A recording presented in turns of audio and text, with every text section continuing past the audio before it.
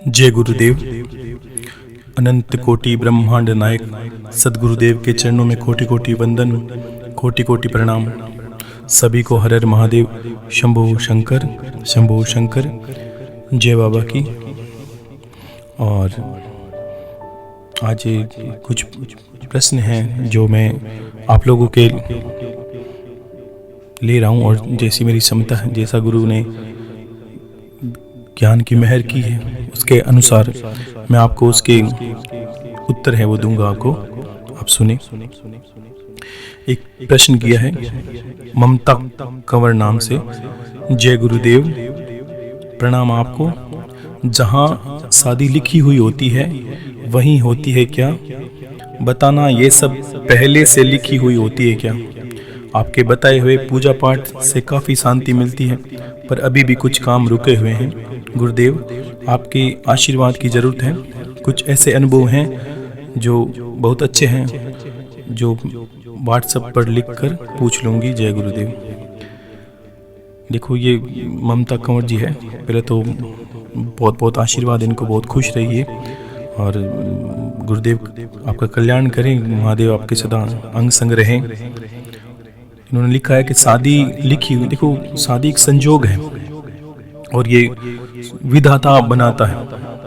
मैं इसको अब तर्कवादी कुछ प्रश्न इस तरह के होते हैं कि अब इंसान के लिखी हुई होती तो आपने ये भी समझा होगा कि शादियां बनती हैं, टूटती भी हैं, और कई रास्ते बनते चलते जाते हैं। देखो, पहले के हमने अपनी गौर किया होगा, ये जैसे जैसे समय बदला है तो हमारे जो माता पिता हैं, हमारे दादा दादी हैं, उनके रिश्ते जन्मों जन्म के हैं। हमने देखा है 70-70, 80-80 साल में वो रिश्ते निभाते हैं, एक दूसरे की भावनाओं की कद्र करते हैं और प्रेम से जीते हैं।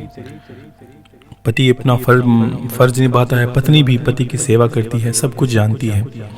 लेकिन जैसे जैसे समय व्यतीत होता गया और समय में काल चक्र का प्रभाव, कलयुग का प्रभाव मान लीजिए, वो इस तरह बढ़ता गया कि हम क्या करते हैं, लड़का देख के लाती है और खुद ही पसंद करती है, शादी हो गई।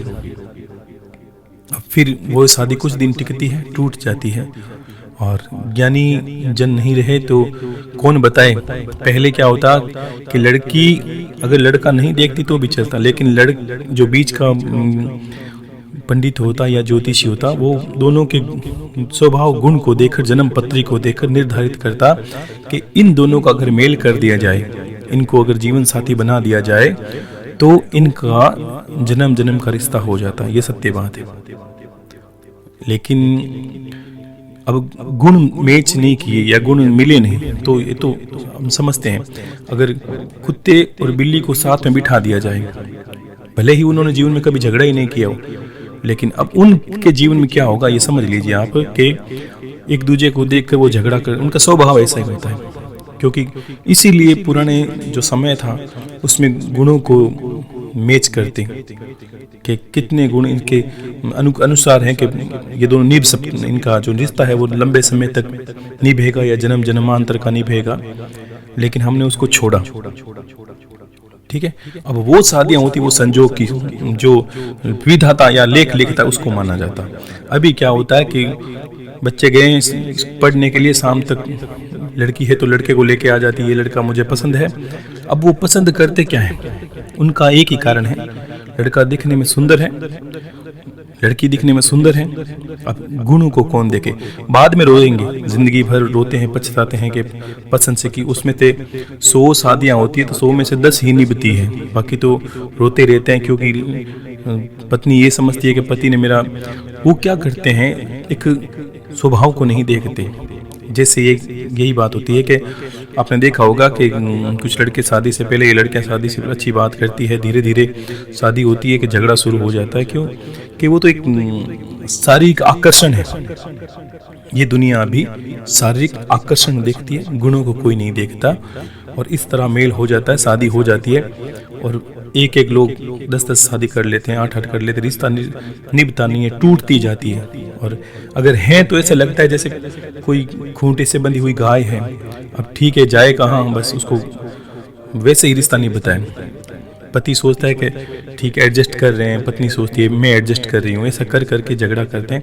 ऐसे ही स्वभाव बच्चों में आ जाते हैं, ऐसा करके हो जाता है। लेकिन सत्य ये भी बात है कि अगर वास्तव में लिखी है तो हमारे हो सकता है कर्म अच्छे नहीं होंगे, कर्मों पे तो सब कुछ निर्भर करता है। मैं तो कर्म प्रधान मानता हूँ दुनिया को भी, और ये जगत पूरा कर्म प्रधान ही है, जिसको जो मिलता है सब कर्मों का लेखा जोखा है। तो फिर अब लेकिन अभी के जो समय है उसमें ये समझ लीजिए कि ना तो वो पूजा रही ना पाठ रही, कि हम ब्राह्मण घर से हैं तो मान लीजिए शादी हुई तब मुझे याद है कि मान लीजिए कि अगर शादी के जब फेरे पड़ते हैं तो उससे लेकर 8-8 घंटे तक शादी के फेरे पड़े। अब क्योंकि परिवार से रीति नियम निभाने वाले पिता थे और परिवारजन थे, तो उन्होंने क्या किया कि सारे नियम निभाए। और उनमें यही होता कि 8-8 घंटे, मान लो 11 बजे, मुझे वो दिन याद है कि सुबह तक जब सवेरा हो गया तब तक वो मंत्र जो पंडित है वो पढ़ रहा था। लेकिन वास्तव में ये समय होता इतना ही लगता है, लेकिन हम क्या करते हैं कि हमारी जल्दबाजी में कुछ दान दक्षिणा देकर 2 घंटे में, मैंने देखा है लोगों की शादियों में 1-2 घंटे में सारे काम हो गया। और पंडित क्या करे, उसकी गलती नहीं है, हम उसको गलत ठहराएंगे क्योंकि हमें खुद कोई इतना संयम नहीं है। इतना घंटे अगर पूजा पाठ पंडित करता रहेगा तो हम बाकी के काम, हमें तो पूरा फोकस खाने पर, लोगों के स्वागत में लगा रहता है। ये नहीं देखते कि जिनके लिए कर रहे हैं उनका जीवन आगे सुखी होगा कि नहीं होगा। अब ये गलतियां जाकर दोष बन जाती है और फिर झगड़ा लग जाता है, क्योंकि अपना में एक दोष भी होता है कि अगर शादी इस तरह हमने क्या किया। आप देख नहीं, अभी जमाना चल रहा है, कहीं आग जलाई, एक माला लाई, एक माला पहनाई, 4 फेरे लिए, 7 फेरे लिए, उसको शादी नहीं है। वो तो आप अपनी इच्छा से कुछ भी कर लो, क्या फर्क पड़ता है। लेकिन आप चाहते हो कि जीवन इस तरह निकले कि एक दूसरे के सुख दुख का सहारा बने, तब गुणों को भी देखा जाता है। सभी गुण देख के शादी की जाती है। और जो दूर मान लो कोई दोष रह गए तो वो पूजा में पूरे होते हैं, ताकि 8 घंटे 7 घंटे जो भी फेरों के समय है वो पूरा हो जाए और बच्चा या जो लड़का लड़की है उसका जीवन खुशहाल हो, क्योंकि सब ईश्वरीय प्रक्रिया है वो सारी। अब जब आप यहाँ से उसको नकार देते हो ईश्वरीय, अब फिर यहाँ से पहले तो हमने शादी की अपनी मर्जी से, या मान लीजिए सही तरह विधि विधान से नहीं की और करवाई नहीं गई, अब फिर क्या होता है कि जीवन दुखी रहता है। और फिर हम जाके ईश्वर की शरण में जाते हैं कि भगवान मेरी शादीशुदा लाइफ खराब है, पति मेरा कहना नहीं मानता, पत्नी मेरे अनुकूल नहीं चलती, झगड़ा लगे। तो कौन है साक्षी आपकी शादी का? जब आपने ईश्वर की मर्जी से या परिवार की सहमति से नहीं की। तब मैंने एक बात बहुत पहले बोली थी कि ये ठीक है कि अपनी पसंद से शादी करो, लेकिन कोशिश करो कि परिवार की रजामंदी हो, क्योंकि पीछे किसी का दिल दुखा के या किसी को परेशान करके आप करते हो। एक पिता जो जीवन भर अपने संतान को पालता है, पोसता है, एक शादी पर अधिकार है उसका। अगर वो वही खो देता है तो किस लिए बच्चों को पालेगा, बताइए मुझे। तो फिर ये भी गलत हो जाए। कई चीज़ें ऐसी हैं जो अभी समय के अंदर नहीं होती है, इसका कारण भी जोग संजोग बन जाता है। और अगर विधि विधान से नहीं करवाई गई है तो भी जीवन में दिक्कत चलती रहती है। हम हजारों घर में ऐसी है कि पत्नी कुछ कहती है, पति कुछ करता है, पत्नी नहीं चाहती, पति वही करता है, या पति चाहता है, पत्नी उस दिशा में नहीं जाती, क्योंकि ये गुणों का फेर है। हम ऐसे धर्म से मायने रखते हैं या ऐसे धर्म को मानते हैं जहाँ व्रत, उपासना, साधना, दिन विशेष, मुहूर्त, ये सब चीज़ें, अब सब चीज़ें ये मानते हो और फिर बिना मुहूर्त के अगर शादी हो या अपनी इच्छा से हो या अच्छी विधि विधान से करवाई नहीं गई हो तो वो कैसे सफल हो सकती है। अगर गुणों को देखेंगे तो यही गुण का देखा जाएगा। इतने गुण अगर लड़के लड़की के मिलते हैं, इनका जीवन सदा खुशहाल रहेगा। तो अगर ये वास्तव में किया जाए तो दोनों का जीवन भी खुशहाली रहता है। अब इसको अभी ये मान सकते हो कि ये विधाता ने लिखा है, लेखा, तब उसके जाके गुण मिले हैं और वो शादी हुई है। तो ऐसा कर करके अभी जो समय ऐसा करता नहीं है, इसलिए लोगों के जीवन में थोड़ा दुख रह जाता है। और पूर्णता तो ईश्वर ही जानता है कि अगर विधाता ने लेख लिखा, हो सकता है हमारे कर्म अच्छे नहीं हो, कई के हैं तो उनको जीवन साथी अच्छा मिलता ही है, और बाकी ये तो ऊपर वाला ही जानता है कि ये वास्तव में है क्या। लेकिन अभी के समय के अंदर ये सब चीज़ें नकार दी गई हुई है। अपनी इच्छा से शादी कर लेती है, कोई विधि विधान नहीं है, मंदिर में जाए, मंदिर में किस मूर्ति को साक्षी, अंतर में ये भी जानते हैं कि बस ये तो लोगों को दिखाने के लिए है कि बस मंदिर में मैंने शादी की इसलिए शादी मान्य है। लेकिन अंदर में आपको झकझोड़ के पूछा जाए कि वास्तव में कोई साक्षी है ईश्वर आपकी शादी का, या आह्वान कितने देवी देवताओं का आह्वान वहाँ किया जाता है, कोई नहीं है, तो फिर कौन लेखा जोखा करे आपकी शादी का। और बाकी इन्होंने कहा कि कुछ इनके अच्छे अनुभव हैं और कुछ जीवन में थोड़े बहुत काम रुके हुए। देखिए सभी चीज़ें, कोई ऐसा चमत्कार या ऐसी कोई चीज़ नहीं होती है, बाद में आपको पता चलेगा। चमत्कार होता है, आपके साथ ही होगा, कोई दूसरा इसका निमित्त नहीं बनेगा, क्योंकि कर्म आपके हैं। जब तक कर्म अच्छे नहीं होंगे, चमत्कार की आशा नहीं कर सकते। कर्म अच्छे होते जा रहे हैं, वैसे भी जीवन सुधरता जा रहा है, जीवन अच्छा होगा, निश्चित होगा, इसमें कोई दो राय नहीं है। कोई चाहकर कुछ नहीं कर सकता आपके जीवन का, आपके हाथों में परमात्मा ने, विधाता ने लेख लिखा है आपका। पूजन पद्धति आपके पास है, भगवान आपके पास है, गुरु दिशा निर्देश मार्ग बताता है। अगर नहीं बताता, गुरु खुद का पतन हो जाता है। अगर गुरु अपने चरणों में रोके रखे कि बस मेरी पूजा करते रहो, मेरा ध्यान करते रहो, तो भी गलत हो जाता है। अभी माहौल ऐसा चलता है कि बस मेरा ध्यान रखो, मेरे अंदर सब कुछ है, ऐसा नहीं। शिष्य का कर्तव्य है कि वो गुरु में परमात्मा को देखे, ये मान्य है और देखना भी चाहिए। लेकिन गुरु का कर्तव्य क्या है? गुरु का कर्तव्य है कि शिष्य मोक्ष किस तरह प्राप्त करे, अपनी जीवन का कर्मों को सुधारता ईश्वर को किस तरह प्राप्त हो जाए, ये गुरु का कर्तव्य है। नहीं तो अन्यथा गुरु भी दोषी हो जाता है। ऐसा जीवन है लोगों का भी, लेकिन ठीक है, कोई किसी को क्या कह सकता है कि एक स्वतंत्र नाम की चीज़ है, सबके गले में एक स्वतंत्रता की बेड़ी है, फिर एक धर्म की बेड़ी है, फिर जाति विशेष की बेड़ी है। तो टूट के ईश्वर को ऐसा बना दिया है कि आपने, अभी लज्जा आती है, शर्म आती है कि ईश्वर पर विवाद होता है टीवियों में। वो विवाद करने का अंतिम विषय यही बचा है लोगों के पास, क्योंकि यहाँ जाकर समाज का पूरा पतन निश्चित है। इंसान मरेगा कैसे? ऐसे ही दुर्गति मरेगा। जो भक्त हैं वो भी वहाँ पहुँच गए प्रमाण देने के लिए कि ईश्वर है कि नहीं। संत है वही पहुँच गए, लोगों को प्रमाण देते जा रहे हैं कि हाँ भगवान है, मैं मानता हूँ, मैं जानता हूँ, मैं ये हूँ। ये क्या उनकी दुर्गति है और संसार की भी दुर्गति है। कितनों ने प्रमाण दिए, प्रमाण की आवश्यकता नहीं है, क्यों बहस करते हो? अगर आप भक्त हो, आपके कोई पूछ ले, देखो हो सकता है आपके पास कोई ईश्वर ने दर्शन दिए, आपकी कृपा करी, वो आपका निजी विषय है। आपकी भक्ति से प्रसन्न होकर वो आपके साथ ऐसा करता है। अगर आप उसका ढिंढोरा लोगों के सामने पीटते हो, तो लोग, दुनिया कैसी है कि दुनिया ऐसी है कि आपको बोलेगी मुझे भी प्रमाण दो। और प्रमाण जिस दिन आप देने लगे तो ईश्वर तो आपके लिए वो मदारी की बात ही हो जाएगा कि दुनिया कहेगी प्रमाण दो, आप बंदर को खिलाओगे, यानी बंदर समझते हो ईश्वर को, ऐसी भावनाएं रखते हो। तो ये प्रमाण देने का विषय भक्ति, ये ध्यान रखना कि भोजन और भजन जब तक गुप्त नहीं हो, आपके भेद को कोई जाने, तब तक सिद्ध है। जिस दिन आप दुनिया के मुंह पे चढ़ गए, जिस दिन आपने मदारी का खेल शुरू कर दिया, आपकी दुर्गति निश्चित है। कि ये देखते जाओगे आप दुनिया में कि किस तरह लोगों ने मजाक बनाया, लेकिन उनके साथ क्या होता है ये भी आपको पता चलता जाएगा। कोई बड़ी नहीं कोई बात है इसमें। और आगे एक प्रश्न है कृष्णा देवी जी, और इन्होंने प्रश्न किया, गुरुदेव, दादा गुरु गणेश नाथ जी के चरणों में कोटि कोटि प्रणाम, परम पिता गुरुदेव के चरणों में कोटि कोटि प्रणाम।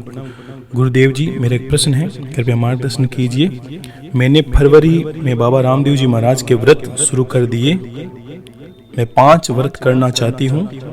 मैंने शाम को चूरमा बनाया, 3 हिस्सों में बांटा, अंगारी पर जोत जलाई और बहुत बढ़िया जोत जली।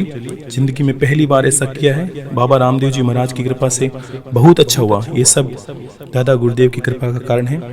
अंतिम व्रत पर क्या करूं, मुझे मार्गदर्शन कीजिए। देखो, मैंने जो भी मेरा जीवन है या जो भी आयु है, मैंने एक बात बहुत पहले कही थी, फिर भी आज कई चीज़ें मैं आपको प्रमाण के सहित कहूँगा कि आपने इतना सुना देखो कौन सुनता है आजकल भक्ति। ये तो आज मोबाइल पे और कुछ चलाते रहो, अंगुली घुमाते रहो, आपको बहुत कुछ चलता रहता है। लेकिन आपका तो ये, मैंने कहा आप एहसान मानते हो, मैं खुद भी एहसान मानता हूँ बहुत बड़ा आप लोगों का कि आप सुनते हो। कौन सुनता है? ये सीधा साधा ज्ञान है, लेकिन यही अंत तक जाता है।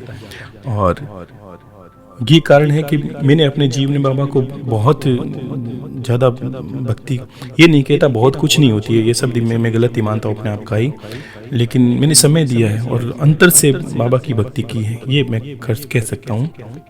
तो मैंने कहा कि आप बाबा की भक्ति करते हैं और कोई भी काम रुका हुआ हो और आप बाबा को याद करके, गुरुदेव को याद करके ये प्रण लेके कोई भी व्रत उपासना करोगे, आपका काम रुका हुआ निकलेगा ही निकलेगा। ये निश्चित मान के चलना, इसमें कभी संशय नहीं करना और ये काम होगा। बाबा आपका काम नहीं रुकने देंगे। कभी जीवन पर संकट हो तब ही बाबा का ध्यान करना है, गुरुदेव का ध्यान करना है। मैं नित्य प्रार्थना करता हूँ कि बाबा जो भी आपका ध्यान करता है आपका उसका काम करना ही है। ये भी नित्य पूजन में यही मैं कामना करता हूँ आप लोगों के लिए। निश्चित ही आप करें, निश्चित काम होंगे। कभी नहीं हो तो ये समझना कि मेरे लिए उचित नहीं है, वो उसका प्रमाण भी आपको वो दे देंगे कि आपके लिए उचित नहीं था तो ये था, लेकिन ये भी प्रमाण आपको मिल जाएगा, संतुष्टि कि हाँ मेरा मांगना गलत था, कहीं नहीं हुआ। तो ये सोचोगे, कभी कभी क्या होता है बच्चे समझते नहीं, हर बार ऐसी हो कि हे परमात्मा मेरे लिए उचित है वो तू मुझे दे, ये मांगने की श्रेष्ठ कला है। छोटा बच्चा समझता नहीं है, हम नहीं समझते, हम बच्चे ही हैं। छोटा बच्चा चूल्हे के पास जाता है तो अंगारों में हाथ डाल सकता है, उसे नहीं पता कि अंगार जला सकता है, लेकिन माँ को पता है। ठीक वैसे गुरु और ईश्वर को पता होता है कि आपके लिए क्या उचित है। कभी कभी नहीं होता जीवन में काम, तो हम क्या ईश्वर का साथ छोड़ने लगते हैं, कहते ये देवता उचित नहीं है, ये ने हमारा साथ नहीं दिया, कि नहीं, बाद में पता चलता है कि ये उचित, हमारे लिए काम उचित था ही नहीं, इसलिए ईश्वर ने नहीं दिया। तो भक्ति कभी भी व्यर्थ नहीं जाती। ईश्वर के निमित्त किया हुआ एक कण भी आप अगर जगत में या कहीं गरीबों में या जीव जंतु पर लुटाते हो तो ईश्वर उसका 4 गुना आपको करके देगा। दुनिया की विडंबना है, दुख ज्यादा है, लेकिन तुरंत दुख से निकलने के कर्म से विमूढ़ होकर वो ऐसी जगहों पे चले जाते हैं जहां उसके कर्मों का हनन होता, वहां ठगेंगे, मरेंगे और अपनी दुर्गति करेंगे। सामने वाला तो कर ही रहा है, अपनी भी दुर्गति करेंगे कर्मों में। इस मंदिर से निकल के उस मंदिर में, इस धाम से निकल के उस धाम में रोते रहते हैं। आप मिल के देखिए किसी भी, कुछ लोगों ने कहा कि मैं व्यक्ति विशेष का नाम नहीं लेता, मैंने कहा कुछ दिनों में सारा कुछ देखने को मिल जाएगा आपको। जो बवंडर चल रहा है सबका समेटा माया समेट लेगा ईश्वर अपने आप ही, आपको देखने की आवश्यकता नहीं है। बस दोष किसी के नहीं देखें, आप अपने कर्म करते रहें। आपको रास्ता मिला है, आप करें और फल निश्चित मिलेगा। ईश्वर के बीच में ऐसा नहीं बिचौलिया है या मीडिएटर है। ईश्वर सीधा सटीक है, गुरु मार्ग बताता है, उस मार्ग पे चलते जाना है, ईश्वर मिलेगा। क्यों? कि हमें अटल विश्वास होना चाहिए। विश्वास क्यों? कि ईश्वर को जल्दी से कोई देख नहीं सकता। हम एक आस्था से जुड़े हैं, उस पे इतना विश्वास है कि हाँ, अगर भक्ति करते करते एक दिन ईश्वर को कृपा हुई, दया हुई, हमारे कर्म अच्छे हुए, वो निश्चित किसी न किसी माध्यम से आपको ये अनुभव करवा देगा कि वो आपके साथ है। मुझे आपने बोली है कि नहीं बोली मुझे पता नहीं, एक छोटी सी बात याद आ गई कि बहुत पहले एक भक्त हुआ। देखो कुछ बातें अगर बोली हुई तो वो सुन लेना, मुझे याद नहीं रहा कि मैंने यह बात आपको बोली है कि नहीं बोली। बात आई विश्वास की। तो एक दिन एक भक्त, महादेव का परम भक्त मान लीजिए आप ही हो, जो भी हो आप ही हो, आपने भक्ति की गुरु के कहने से धूप दीप और आस्था पकड़ी कि हाँ जो महादेव हैं वो मेरे कर्ता धर्ता हैं, वो मेरे जीवन के गुरु ने मुझे बताया है, वो मेरे जीवन के इस जन्म के मालिक हैं, मेरे आत्मा के स्वरूप हैं और मेरी अंतोगत्वा यानी मेरी अंत की गति ही महादेव में है। ऐसा करके भक्ति करता रहा। करते करते पीड़ा हुई, जीवन में कठिनाई, परेशानियां बहुत आई उसके जीवन में, बहुत परेशानी आई। परेशानी आते आते उसकी 80-90 साल की आयु थी, उसने प्राण त्याग दिए। किसने? भक्त ने, महादेव के। और अंत समय था तो महादेव के गण उसको लेने आए, वो से सम्मान उसको शिवलोक लेके गए और महादेव माता गौरा बैठे थे कैलाश पर। तो भक्त ने महादेव को प्रणाम किया, माता को प्रणाम किया और रोया। देखो बड़ी कितनी मार्मिक बात है, आप बड़ा ध्यान से सुन ले। छोटी सी बात है लेकिन कितनी गुण है इसके अंदर कि ईश्वर क्या नहीं देता हमें। तो उसने रोया और कहा, महादेव मैंने आपसे कुछ पूछना है, मैं कुछ पूछना चाहता हूँ। तो महादेव ने कहा, हाँ पूछो। तो उसने कहा, प्रभु मैं पहले तो खुश हूँ कि मैंने जीवन में भक्ति की और आपकी कामना की और मेरी कामना सिद्ध हो गई कि मैं आपके शरण में आ गया जीवन को त्याग कर। लेकिन प्रभु मैं कुछ आपसे पूछना चाहता हूँ, निवेदन करना चाहता हूँ। तो महादेव ने कहा, हाँ करो। तो महादेव को उसने कहा कि हे प्रभु मैं ये जानना चाहता हूँ कि मैंने अपनी जब समझ पकड़ी, गुरु धारण किया, गुरु के कहे अनुसार मैंने आपकी भक्ति शुरू की और अटल विश्वास से की, लेकिन मुझे जीवन में इतने कष्ट संघर्ष सहन करने पड़े तो भी मैंने मन से की कि नहीं की। तो भगवान ने सर हिलाया, भक्त ने की थी बिल्कुल।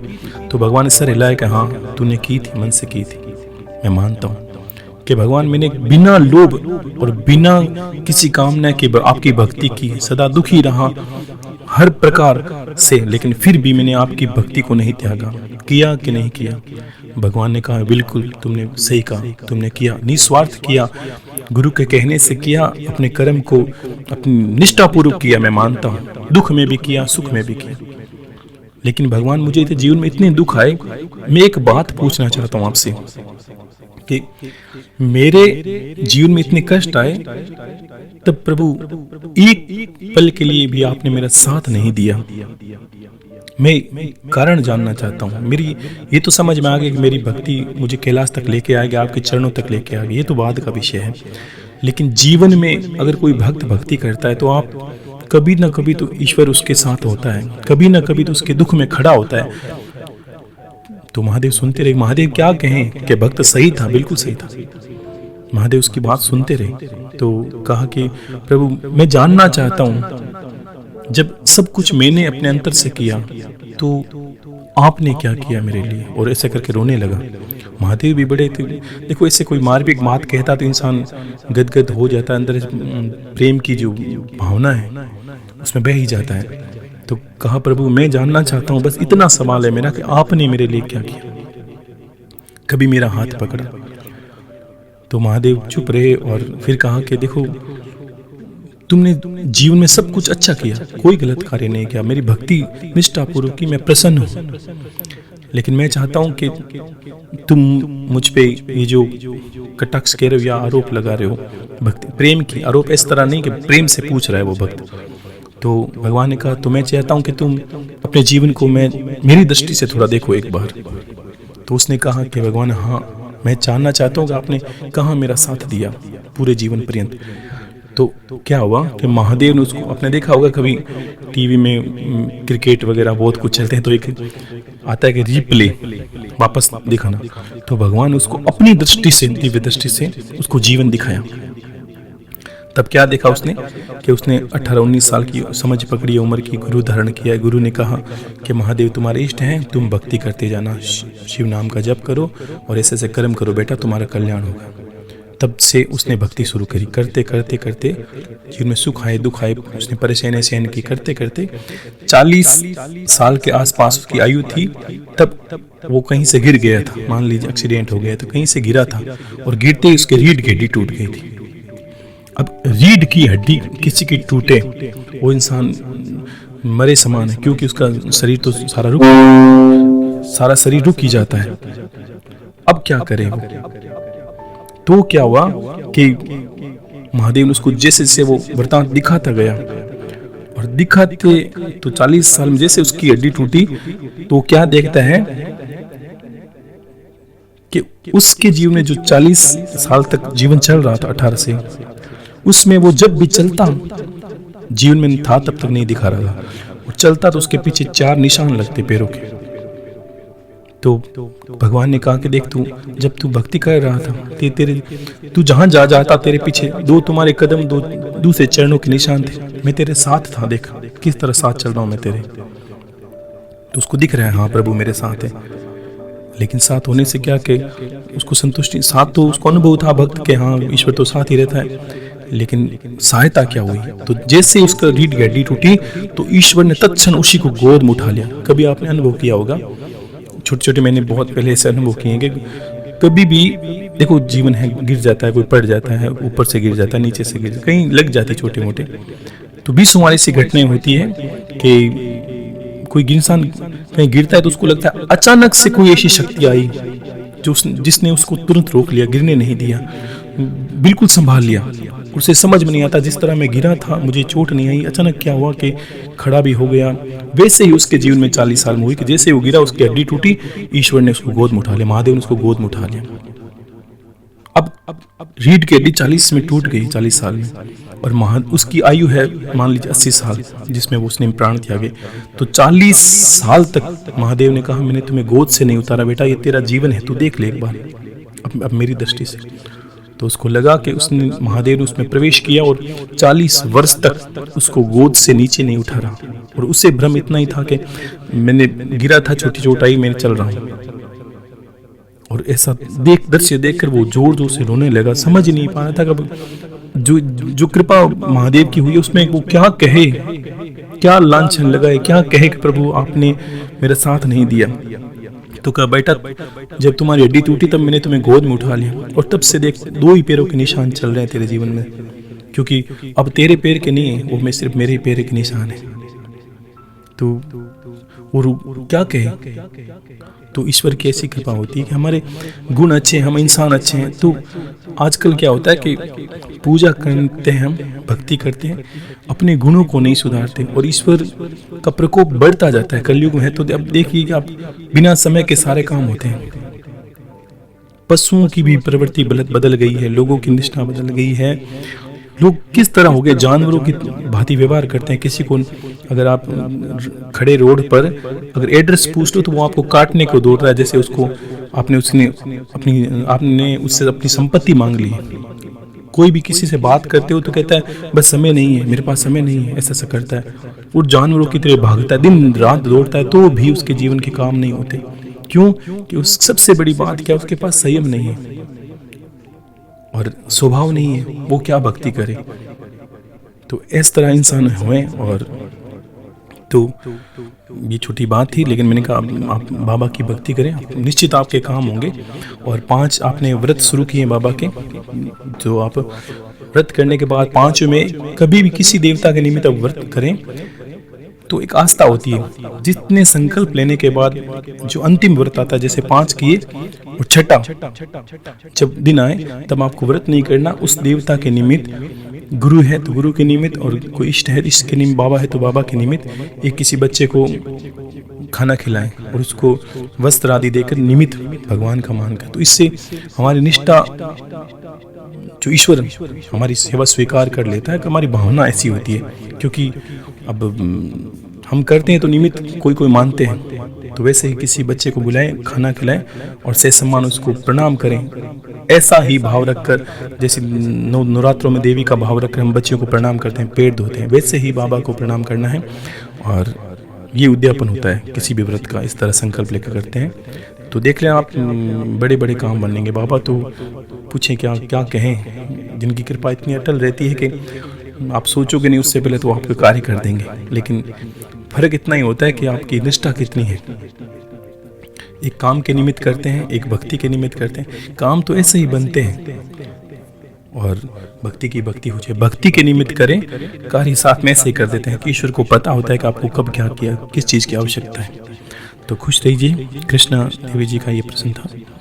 और एक प्रश्न किसी ने किया है कि गुरुदेव जो आपने जो ये बताई है कि त्राटक वाली विधि, तो मैं जानना चाहता हूँ कि किस तरह पूर्ण है या किस तरह इसको करना चाहिए। ये इनका नाम है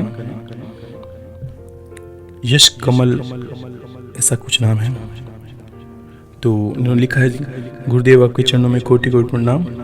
गुरुदेव आपके ज्ञान से लाइफ में बदलाव आ चुका है, आपका बहुत बहुत धन्यवाद गुरुदेव।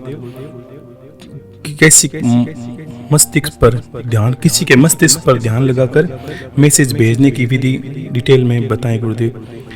देखो तुरंत ही लोगों ने साधना, देखो अच्छी बात है आपने पूछा, लेकिन ध्यान रखना कि ये विधि ऐसे नहीं होती। अब ये विधि मैंने योग के प्रमाण से बताई है। हम क्या करते हैं कि सीधे ही त्राटक करने शुरू कर दिए। जब तक हमारे मन पर कंट्रोल नहीं तो हम किसी दूसरे के स्वभाव में या जीवन में कंट्रोल नहीं कर सकते। तो इसको मैं आज थोड़ा सा विस्तार से कह दूंगा इनके प्रश्न को। ये मुझे बताना ही था और आपने कर दिया, अच्छी बात है। तो देखिए, यम नियम से शुरू होते हैं। यम नियम से हमारे स्वभाव में बदलाव आता है, हमें एक मनुष्यता आती है। ईश्वर किसी भी एनर्जी को मानते हो, चाहे ईश्वर एनर्जी को मानते हो या पॉजिटिव एनर्जी को मानते हो, जिसको हम आत्मसात करना चाहते हैं, उसके लिए कोई भी चीज़ की एक पात्रता होती है। वो पात्रता क्या है? हमें कुछ नियमों में चलना पड़ता है, हमारे खान पान को देखकर, हमारे उठने को स्वभाव को देखकर। और त्राटक से पहले प्राणायाम, यम नियम के बाद हम प्राणायाम करते हैं। प्राणायाम में बहुत सिद्धियाँ। प्राणायाम में जब आसन पर बैठते हैं, पहले कोई भी एक आसन जिस पर हम लगता है कि हम घंटा, आधा घंटा या 1 घंटा बिना हिले डुले बैठ सकते हैं। मैंने आसनों का वर्णन उसमें कर दिया था। पद्मासन और सिद्धासन में से एक आसन आप चयन करें। और त्राटक से पहले कहाँ इंसान को शुद्धि करनी पड़ती है? प्राणायाम में एक विधि है, आप सांस को लेते हो, कुंभक जिसको कहते हैं सांस को रोकना, और रेचक प्राण को छोड़ना। 4 भागों में इसके प्राणायाम है। अब यहाँ जाके नाड़ी शोधन होता है। नाड़ी शोधन से क्या होता है कि हमारे चित्त की जो चंचलता है वो समाप्त हो जाती है, और वहाँ भी हमें बहुत हमारे कार्य बनने लगते हैं। 4 भाग में जैसे आपने सांस खींची, अंदर ली, और 10 सेकंड अभ्यास, मान लीजिए 10 सेकंड रोकी उसको। कोई मंत्र है या गुरु मंत्र, या अन्यथा आपने मान लीजिए ओम गुम गुरु भी हो नमः, ऐसा भाव करके गुरु मंत्र से आपने सांस ली, और जैसे ली मंत्र के साथ में ओम गुम गुरु भी हो नमः, और अब 4 या 10 सेकंड आपने रोकना है मान लीजिए, तो 10 सेकंड उसको रोक के रखें। इसको कुंभक कहते हैं। पहले सांस को लेके ये भाव करना है, ओम गुम गुरु भी हो नमः। अब ओम गुम गुरु भी हो नमः करके रोकना है अंदर में, और मंदिर में मंत्र को मनन करना है 10 सेकंड के लिए। फिर 10 सेकंड रोकने के बाद धीरे से छोड़ दें। अगर 10 सेकंड अभ्यास आपको ज़्यादा लगता है तो कम सेकंड से शुरू कर लें, 5 सेकंड 8 सेकंड जितने आप रोक सकें। सांस को लेना है, रोकना है, फिर धीरे से छोड़ना है, और फिर छोड़ के फिर रुक जाना। फिर जितना आपने रोका, जितना कुंभ किया उतना रेचक करता है। छोड़ने के बाद आप रुक जाइए। बाहर भी उतनी देर सांस मत लीजिए, चाहे 4 सेकंड का अभ्यास है चाहे 5 सेकंड का, उसमें सांस ये 4 भाग हो जाएंगे। बाहर रोकी, फिर अंदर ली, फिर अंदर रोकी, फिर बाहर छोड़ी। ऐसे करके आप एक नियम बनाइए। फिर इसके 4 भाग हैं। ये नाड़ी शोधन है। अब इसको क्या करना है कि आपको सुबह जब सूर्य उदय हो उस वक्त करें, और 20 मिनट इसका अभ्यास करना है। आप चाहते हो कि जीवन एकदम संतुलित बने, पहले यम नियम से करना है, फिर ये संतुलन बनाना। इतना अच्छा है कि आप सोचोगे खुद ही गुरुदेव चमत्कारी बन रहे हैं। बिल्कुल बनने लगोगे कि जब सुबह करते हो 20 मिनट का इसका अभ्यास करना है, सूर्य उदय से पहले सूर्य उदय हो तक, धीरे धीरे आराम से। फिर आपको क्या करना है, एक समय चयन करना है मध्य का। मध्य का जब 12 से 3 बजे के बीच, फिर इसको 20 मिनट देना। अगर आप इसमें आगे करना चाहते हो तो फिर 20 मिनट करना है, और फिर संध्या के समय जब सूर्य अस्त होने वाला हो उस वक्त करें, और सूर्यास्त के बाद तक करें। 3 भाग। चौथा भाग रात को, अगर आप चाहिए कि आपको दिव्य अनुभव बढ़ने लगे, आपकी इस क्षेत्र में आपका और विकास हो या दिव्यता आपको अनुभव हो, और तो आपको रात को 2 से 3 बजे के बीच में इसको करना है। ये 4 भागों में करना है, इसी 4 तरीके से। और जब भी आप करो तब आपको कम से कम हिलना डुलना है। एक आसन पर नहीं, आपके ऊपर का गर्दन का हिस्सा हिले, लेकिन नीच वाला में आप संयम करो, बिल्कुल ना हिले। ऐसे अडिग आसन पर बैठे रहो 20 मिनट, आधा घंटा, जो भी आप समय देते हो। और 2 महीने में कम से कम आप तो फर्क अनुभव ऐसे करने लोगों के जिस दिन अभ्यास करना शुरू किया 2-3 दिनों में आपको स्वप्न में अजीबोगरीब स्थितियां बदलती दिखाई देगी, या आपने जो पुरानी बातें जो भूल गए वो आपको दिखाई देने लगी, या कोई आपको चीज़ याद आएगी, या पुरानी चीज, बहुत कुछ बदलाव आने लगेगा रात को स्वप्न के माध्यम से, क्योंकि नाड़ी शोधन बोलते हैं। फिर आपका आसन लगने लगता है, ठीक है ना। अब 2 महीने करने के बाद आपको लगता है मन पे संयम होगा, क्योंकि हमारे जीवन में असंतुलितता क्या है? प्राणायाम की। हम सांस जल्दी लेते हैं, सांसों को रोक, तो आप धीरे धीरे सांस को रोकने का अभ्यास बढ़ेगा।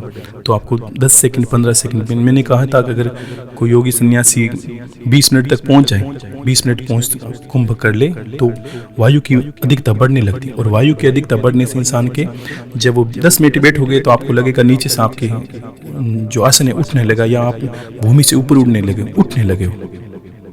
तो ये कुंभक सिद्ध हो जाता है इंसान। और कुंभक रेचक सिद्ध होते ही इंसान को बहुत बहुत अनुभव होने लगते हैं कि सामने वाले का अगर खड़ा रहे तो उसका जीवन का सारा वर्तन आपको उसके स्वभाव से पता चल जाए, बोलते ही पता चल जाए ये इंसान इस तरह का है। क्योंकि आपने खुद पे संयम करने से ही इंसान के दूसरे जीवन को हम अच्छे से देख पाते हैं कि किस तरह का इंसान है। और जीवन संतुलित चलने लगेगा, आपको लगेगा कि बहुत चीज़ें आपके पकड़ में आ रही है। जो जीवन उलझा हुआ है, आप परिवार को अच्छे से, सब चीज़ों को अच्छे से मैनेज करने लगोगे।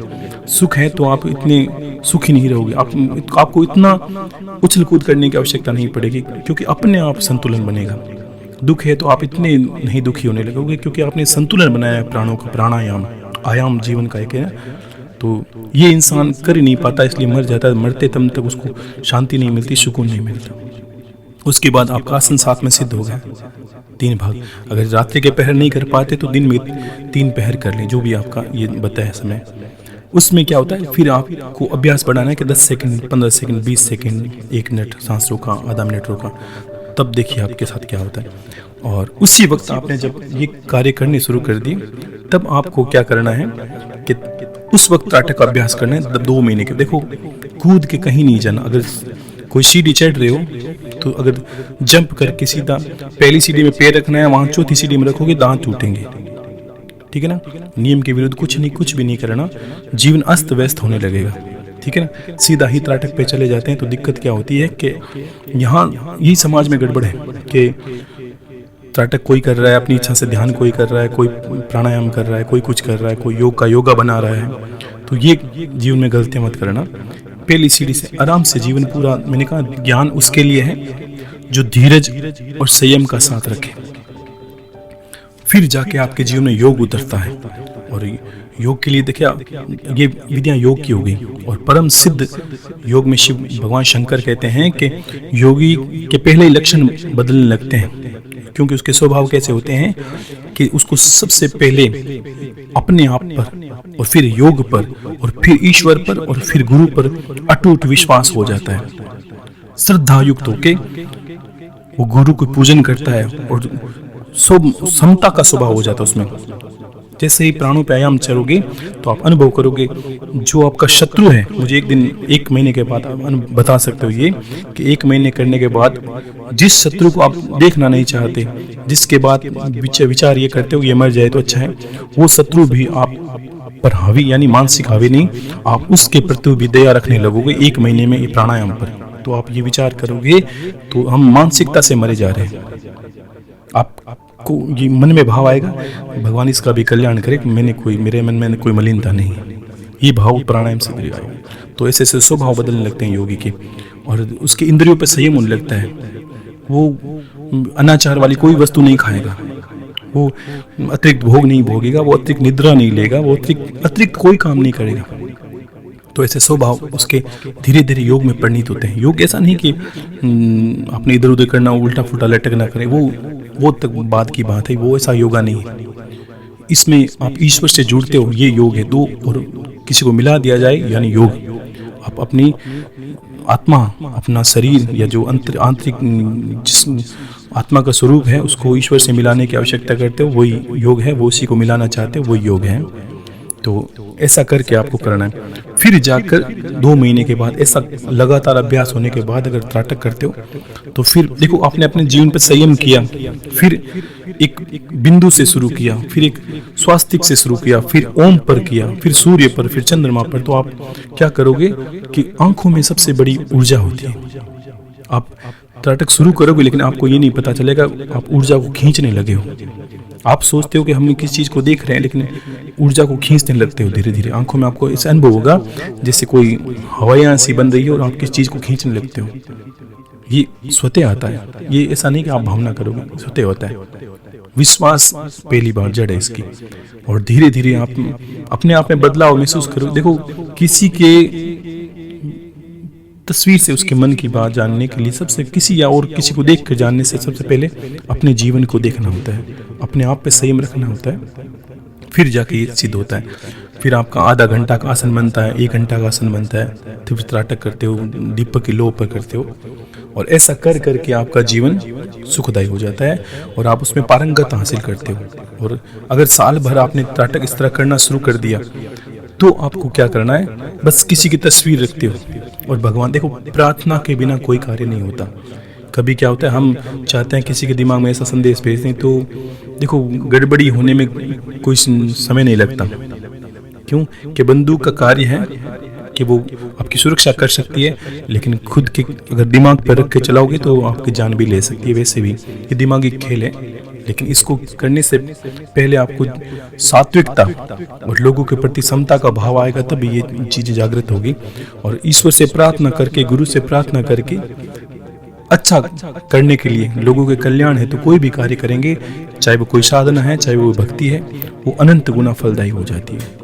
फिर अगर किसी के गलत शत्रु है या किसी के स्वभाव में आप तस्वीर देख कर उसके, अगर आपकी देखने की क्षमता हो गई, आप 10 मिनट तक, 5 मिनट तक दृष्टि को टिका सको, तब तक अगर आप देख के उसको संदेश भेजते हो कि आज के बाद तू मेरा शत्रु नहीं है, हमारे अंदर कोई वैर नहीं है, अब हम मित्र हो गए, तो आप अनुभव करो कि वो खुद ही आके आपको बोल देगा, भाई मेरी कोई गलती है तो क्षमा करना यार, मेरे अंदर अभी सब मलिनता नहीं है। तो ये इस तरह कार्य हो गए। इस तरह लोग, पुराने योगी जन संत हैं, लोगों के स्वभाव को तुरंत बदल देते हैं, मिलते, क्योंकि दृष्टि मिलते वो अंदर उसके संदेश भेज देता है आपको ये नहीं कारण कार्य नहीं करना। और यही जाके आपने देखा, ये त्राटक सिद्धि इंसान होता है जो, जिसने योगी सन्यासियों के पास हिंसक पशु भी जाता है, लेकिन वो दृष्टि भाव से कह देते हैं बस तुझे हिंसा छोड़ देनी है, मन में संदेश भेजते हैं मानसिकता से, और वो हिंसक ही एकदम सामान्य पशु बनकर के, पालतू पशु बनकर उनके पास रहने लगता है। ये इसका गुण है। तो अभी मुझे इतना ही समय है, मैं आपसे यही कहूँगा, आप कोई भी विधि को करें, कोई दोष नहीं है। अच्छी विधि लोगों के कल्याण के लिए भावना बनाकर अच्छा करें तो ईश्वर हमेशा साथ देता है, और इससे शत्रु भी मित्र बन जाते हैं आपके प्रति। और त्राटक जो इंसान लंबे समय तक करता है, उसका आकर्षण इतना बढ़ जाता है कि उसके विरोध में कोई नहीं जा सकता। ऐसा भी इसका बहुत बड़ा कारण है। तो सभी को फिर समय मिलेगा, मुझे होली से पहले भी 2-3 बातें कहूँगा आपको, अपने आप समय मिलता जाएगा, मैं कहता जाऊँगा, ठीक है। तो खुश रहिए सभी। हर हर महादेव, शंभो शंकर, शंभो शंकर। आगे भी मैं बताऊंगा कि त्राटक के बाद आपको क्या करना होता है, लेकिन पूरा समय दीजिए। अगर कोई चीज़ करना चाहते हो, सबके लिए नहीं है, और कुछ लोग हैं जो आगे क्षेत्र में करना चाहते हैं कि मुझे योग में करना है या मुझे भक्ति में करना है, तो सीखें। भगवान ने सब ज्ञान ईश्वर ने मनुष्य के लिए दिया है, करें। खुश रहिए। हर हर महादेव, शंभो शंकर, शंभो शंकर। जय गुरुदेव।